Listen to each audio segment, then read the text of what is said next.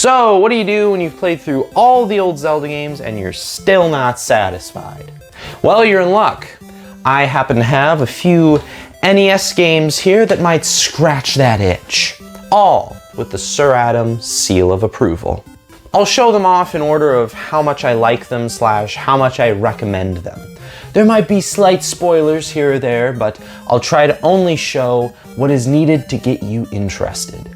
And if you wanted to go into these blind, then don't watch the video. Anyways, onward. First up is what you might call a movie tie-in game that, unless you're well-versed in the NES library, you might not have heard of. Willow is the 1989 NES game based on the 1988 fantasy film of the same exact name. As for the similarities between the two, the game loosely follows the plot of the movie, but it adds its own characters, strangely takes out some of the really cool things from the movie, and just replaces it with way lamer stuff. Like, for instance, if you've seen the movie Mad Mardigan, which is an awesome main character in the movie, is relegated to like 1 or 2 cutscenes in the NES game. So that's what you're kind of working with this movie. There was a joke here, but I decided it wasn't funny, so now there's just this placeholder segment. So carry on. And as for Willow being a ripoff or copy of Zelda, I don't see it. It may look like a Zelda game, but it definitely does not play like a Zelda game.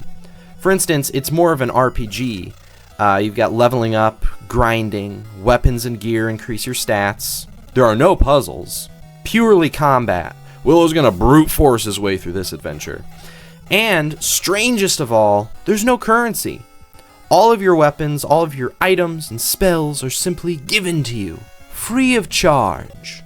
One of which is a magical ocarina that, when played, transports you places. So who copied who, Zelda? Another way Willow differentiates itself from Zelda is in the world. It's a purely linear game. The world is divided into the overworld and interiors like caves and castles, but both function virtually the same as winding linear pathways. It can make the world seem like it's one big level. It may sound negative, but it's just a linear game. It's different. That and the basically non-existent plot are really the only negatives I have of the game. The graphics are wonderful. They're excellent. And the music, while it can get a little repetitive here and there, is also very good. While a much more linear game compared to Zelda, Willow is still a fantastic action RPG. I recommend you give it a go. Next up is a much more well-known NES game talked about by many people and many YouTubers, singing its praises, and I will be doing much the same. Faxanadu deserves pretty much all the praise it gets. Released in 1989, again, by Hudson Soft, it took a lot of cues from The Legend of Zelda, especially in the cover art department. Spot the difference. However, it does just as much to be unique. Probably the most well-known, most talked about, and most unique thing about Faxanadu is its atmosphere. Faxanadu has what I would call, as much as I don't want to use the overused term, a dark fantasy setting. The world tree where the game takes place is in a state of decay. It's burning, it's rotting, the water hole's poisoned, the ruined towns, cursed dwarves, everyone's sad and dying, and I mean, for an NES game, Faxanadu's pretty bleak. But that's what makes it so cool. It's very, very unique in its setting, and that's what sets it apart from a game like Adventure of Link. And I just had to mention, Faxanadu does one of my absolute favorite things to see in an older RPG that not many of them did, is you actually get to see the equipment that you equip. Like, I don't know how many times I played an older RPG or an adventure game or what have you, and, you know, you buy, like, the new flame sword, but when you equip it, it's not the flame sword, it's just a regular sword. That always bugged me. So you might not think that matters, but for me, seeing the new sword, or armor, or shield that I just bought or found in a treasure chest really elevates the experience. And out of the 3 games I'm talking about in this video, Faxanadu is the only one to do this. But it's not all wing boots and mantras in Faxanadu. There are some frustrations to be had. The controls can be somewhat stiff, especially jumping. It has this weird momentum to it. You'll get it if you play it. And there are some platforming sections where you have to do pretty much pixel perfect jumps. That, and you can't crouch, which really is only a problem at the beginning of the game. And there's some cryptic instructions at several points. But that's pretty much it, and those don't really take away from this being an excellent game. Faxanadu was actually the first NES game I ever beat, and I highly recommend you do the same. I would consider it one of the staple NES games. Can't recommend it enough. Lastly, we will look at the biggest and possibly best game out of the bunch. Also, sorry to whoever Ats is, I have your game, and no, I'm not giving it back. And the game in question is Crystalis, released in 1990 by SNK. Out of the 3 games that I've shown, this one included, this resembles Zelda the most. Checks all the boxes. It's got a large, expansive world to explore.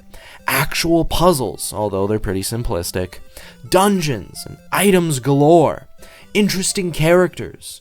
An actual story. And it has some really cool mechanics of its own that Zelda does not. Like what you can do with your sword. You can do, your basic stabby stab, but who wants to do that? Instead, you can charge your sword up, kind of like how the running meter in Mario charges up. It looks very similar to that. So you charge up your sword, and then you can shoot like a magic missile or something. It looks really cool, and it's really fun to do. And, light spoilers, the farther you get into the game, the better you will get at charging up your sword, which means bigger, more devastating attacks. There's also lots of other items and gear you'll find, but I won't spoil those. And just like Willow, Crystalis is an action RPG, which means you'll be leveling up, and also means you'll unfortunately be grinding. Yes, if you suck like me, you're going to have several spots where you're going to have to grind 1 or 2 levels at a time just to get past a boss or just a section in general. But that's not the whole game, and it is always rewarding to level up and see your character get better. So, it is what it is. And Crystalis is actually a pretty big game. It can take you anywhere from 3 hours to 10, depending on your NES skill. And I am not very skilled. That's why I'm thankful this game has a battery save. And it also has a really cool story to keep you invested. Which, again... No spoilers! But as I said before, this game is very similar to a Zelda game. But out of all the things from Zelda this game took inspiration from, why couldn't they take inspiration from the maps in Zelda? That's right, this game doesn't have any maps. For the most part, that isn't a problem. But there are some caves and dungeons that I straight up got lost in, and you might get lost in too. And I would have loved it if when you pressed that start button, there was a map for you to look at. It could be that I just suck at finding my way around in games. It could be that, but I'm going to choose to blame the developers. We're going to go with that instead. Crystalis is arguably the highest quality game out of the ones we've looked at today. And if you're looking for something that's as close as possible to Zelda, this is it. Play it as soon as possible. So there you have it. 3 of my personal recommendations for when you want to play a Zelda game, but don't have any more to play. And thankfully, as of the recording of this video, all 3 games are fairly affordable to pick up and play. Especially the PC port. Anyways, I hope this video has inspired you to give these games a try. Thanks for watching.